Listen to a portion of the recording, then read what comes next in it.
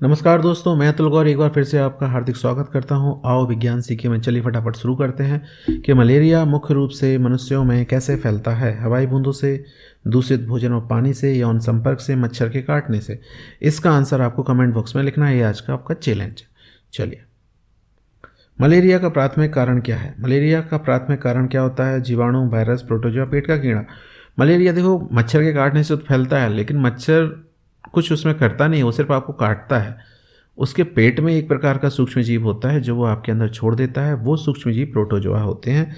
तो इसका सही आंसर है प्रोटोजोआ। नेक्स्ट,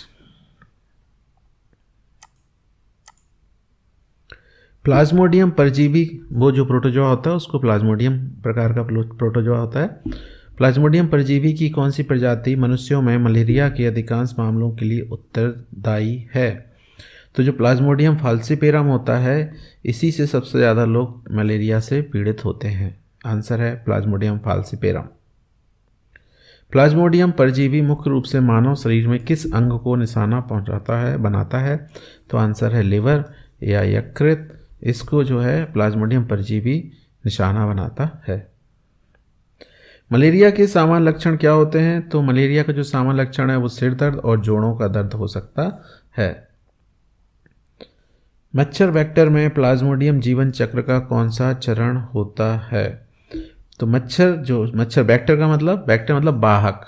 वो सिर्फ उस बीमारी को लेके चल रहा है, वो बीमारी का कारण नहीं है, लेकिन उसके अंदर वो बीमारी है। तो वो जैसे कुत्ता होता है, कुत्ते से थोड़ा ना रेबीज होता है, लेकिन कुत्ते के अंदर रेबीज वायरस होता है जो दूसरे को काट के वो फैला सकता है।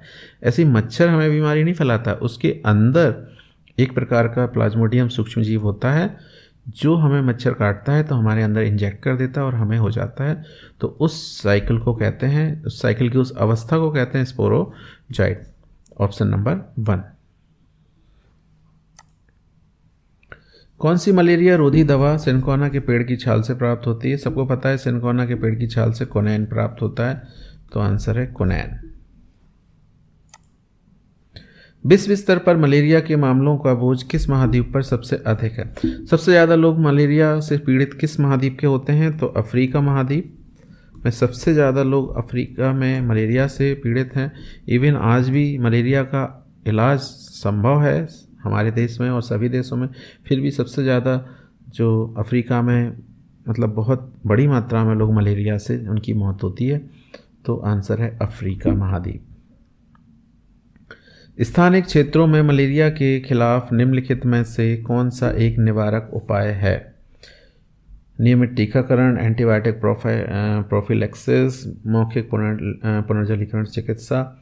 मच्छरदानी का यूज़ करना चाहिए। जिस क्षेत्र में मच्छर ज़्यादा होते हैं मलेरिया फैलता है, और मच्छरदानी में कीटनाशक भी लगे हों, ऐसी मच्छरदानियाँ भी आती हैं, तो बहुत ही अच्छा है। स्थानिक क्षेत्रों में मलेरिया वेक्टर मच्छरों को नियंत्रित करने के लिए निम्नलिखित में से कौन सी रणनीति अपनाई जाती है या अपनाई जानी चाहिए? इंडोर अवशिष्ट छिड़काव, ये छिड़काव करवाना चाहिए, तो नगर निगम वगैरह करवाती हैं। तो इसका सही आंसर है नंबर 1। इसके अलावा हम लोग घरों में भी स्प्रे वगैरह का यूज़ करते हैं, उससे भी मलेरिया के वेक्टर मच्छरों का कंट्रोल किया जा सकता है।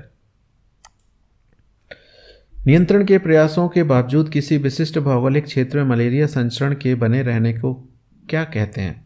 ठीक है, खूब नियंत्रण किया जा रहा है, फिर भी किसी क्षेत्र से मलेरिया ख़त्म ही नहीं हो रहा है, तो उसको क्या कहते हैं? उसको कहते हैं हाइपर एंडेमिक। ठीक है, आंसर है हाइपर एंडेमिक।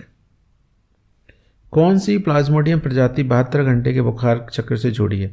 ठीक है, तो जो कौन सी ऐसी प्लाज्मोडियम प्रजाति है तो जो 72 घंटे का बुखार आता है उसमें, तो वो होती है प्लाज्मोडियम फाल्सीपेरम।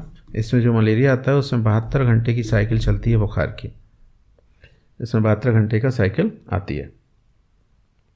मनुष्यों में मलेरिया के संचरण के लिए मच्छरों की कौन सी प्रजाति प्राथमिक वाहक है? एनाफ्लीज मच्छर। जो मादा एनाफ्लीज होती हैं वो मच्छर के काटने से ही मलेरिया फैलता है।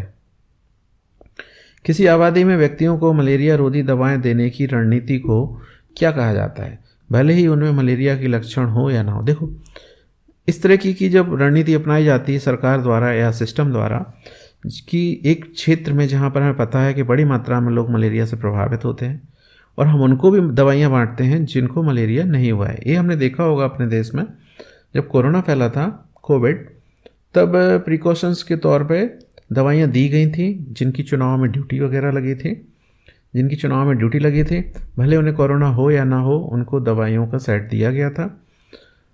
तो उस जो सिस्टम को होता है, उस सिस्टम को क्या कहते हैं? तो उसको कहते हैं मास ड्रग एडमिनिस्ट्रेशन, MDA।